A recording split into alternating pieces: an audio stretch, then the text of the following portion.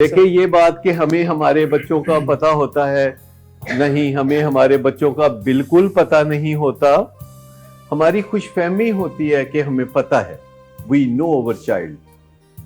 क्योंकि जो भी हमारे पास आते हैं क्लाइंट्स, वो कहते हैं कि हमें हमारे बच्चे का सब पता था, लेकिन हकीकत में उनको कोई पता नहीं होता। और बच्चे जो आपके सामने छोटे से बड़े होते हैं, तो उनका जितना पता होता है, इसको टिप ऑफ द आइसबर्ग कहते हैं। अच्छा, जो बातें हम इस फोरम पर करते हैं वो इस फोरम के लिए है, क्योंकि जो दवा जिसको चाहिए वो उसको मिलेगी। अगर हम बाहर जाएंगे तो हम और कुछ बातें करते हैं। जहां फर्ज करें किसी ऐसी यूनिवर्सिटी में जाते हैं कि जो बिल्कुल नशा नहीं करते और नॉर्मल जिंदगी गुजारते हैं, तो वहां हम और किस्म की बातें करेंगे। वहां हम उनको स्टडीज में आगे निकलने की बातें करेंगे, वहां लाइफ में एक्सेल करने की बातें करेंगे। तो अपने ऑडियंस को देख के हम बातें करेंगे ना। अगर हमारे सामने ऑडियंस है जिन्होंने एक फेयर चांस को खराब कर दिया है, फेयर चांस को, क्योंकि मेरे ये जो ऑडियंस है, ये जो मेरे सामने बैठे हुए हैं, इनको एक बहुत फेयर चांस मिला कि वो अपनी ज़िंदगी को बना सकते थे, लेकिन उन्होंने अपनी ज़िंदगी को बनाने की बजाय बिगाड़ दिया नशे का आगाज़ करके।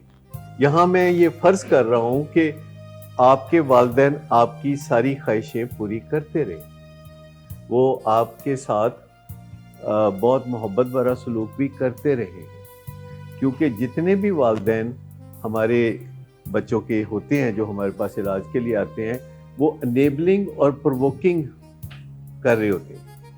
वो अनेबलर्स होते हैं, अनेबलर्स। यानी उनका दिल करता है कि बच्चे के मुंह से कोई बात निकले तो हम फौरन पूरी कर दें, ताकि बच्चा हमें कहे कि you are the best dad, you are the best mom. ये दो बातें मुझे बताइए कि हमारे वालिदैन की फनी कमजोरी है कि नहीं? उनका दिल चाहता है कि उनका बच्चा उनको बेस्ट करार दे। मुझे बताइए कि अगर किसी का अब्बा अपने बच्चे को बेस्ट करार दे तो दुनिया में इसकी कोई वैल्यू है? नहीं। और किसी का बच्चा अगर उसे बेस्ट करार दे तो दुनिया में इसकी कोई वैल्यू है? दुनिया करार दे अगर, फिर है ना वैल्यू की बात। तो दुनिया अगर करार दे, लेकिन हमारा दिल चाहता है कि हमारे बच्चे हमें बेस्ट करार दें, क्योंकि हमारी सेल्फ एस्टीम में कहीं प्रॉब्लम होता है, हमारी इज्जत नफ्स में कहीं कोई कमी होती है। बचपन से हमने बड़ी नुक्ताचीनियाँ सुनी होती हैं। जब बहुत छोटे होते हैं तो हमें बताया जाता है कि तुम कोई ख़ास नहीं हो, और 18 साल की उम्र तक पहुँचते पहुँचते एक रिसर्च के मुताबिक 18,000 दफ़ा बच्चे को ये पैगाम दिया जाता है मुख्तलिफ अल्फाज में कि तुम कोई ख़ास चीज़ नहीं हो।